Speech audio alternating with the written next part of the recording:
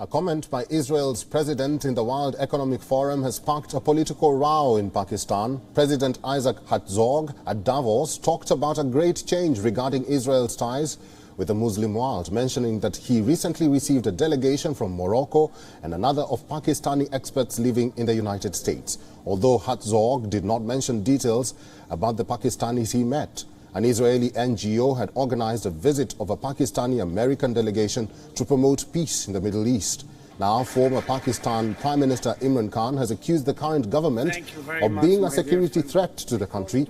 Khan alleged that the Shehbaz Sharif government had been tasked by the United States to recognize Israel, a move that would compromise Islamabad's own stance regarding Kashmir and India.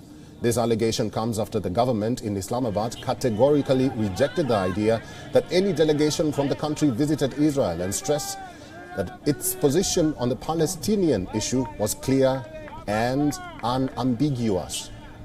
Pakistan's Foreign Office said that it steadfastly supports the Palestinian people's inherent right to self-determination. Pakistan's foreign minister in turn accused Imran Khan of becoming a tool of the country's enemy and creating chaos in Pakistan. To understand Pakistan's stance against Israel, one has to understand its foreign policy. For years, Pakistan has drawn parallels between the situation in Israel and their actions towards Palestinians and Islamabad's false narrative on the situation in Kashmir. If Pakistan befriends Israel, it cannot continue to condemn India, however unwarranted, on any international forum. Though the Abraham Accords, a deal brokered by the United States back in 2020, saw the normalization of relations between Israel, the UAE and Bahrain, Pakistan does not recognize Israel and has no diplomatic relations with it.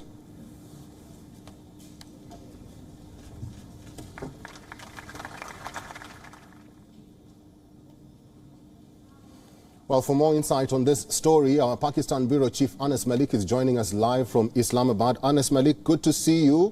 What more do we know about this dilemma? Pakistan has categorically rejected the notion that any delegation from the country visited Israel, stressing that Islamabad's position on the Palestinian issue was very clear and there was no change whatsoever in Pakistan policy towards the Jewish state. Why has this issue angered Pakistan?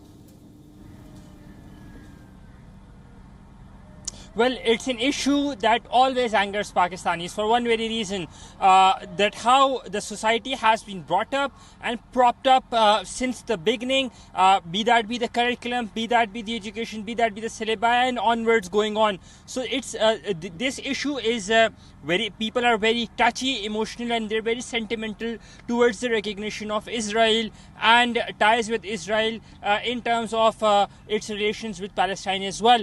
That's what Pakistan's stated position has been, that it would not be accepting Israel until a two-state solution as per the Al-Quds Accord is done, as per the 1967 arrangement is done. That's what Pakistan's position has been. And time and again we've seen that governments have formally or informally tried to engage with the Israeli side, be that be General Musharraf, the dictator, who tried to engage with the Israeli side, and then we saw that meeting coming in between the then Pakistani Foreign Minister Mahmoud Qasiri and his Israeli counterpart as well. But that was marked by a lot of critique as well here politically, and the political temperatures did rise up. So the talks go under the flesh or under the carpet, only to be propped up again after years. Just last year we saw a report coming in from an Israeli paper which claimed that the then Pakistani government had sent one of its representatives to meet with the Israeli government. The representative in question, Sayyid Zulfiqar Abbas Bukhari, had vehemently denied those claims, but this is something that has been ongoing, and very recently we saw yesterday those comments coming in from the Israeli president that has again sparked a debate. Both critique, we've seen sharp critique coming in from the opposition, which is Imran Khan. He said that the government wants to negotiate on the Israeli cause, on the Palestinian cause with that, because it's an imported regime, whereas the government has gone on to deny any such delegation being sent. Eric? Live from Islamabad, our Pakistan Bureau Chief Anas Mallick, thank you very much for your inputs today.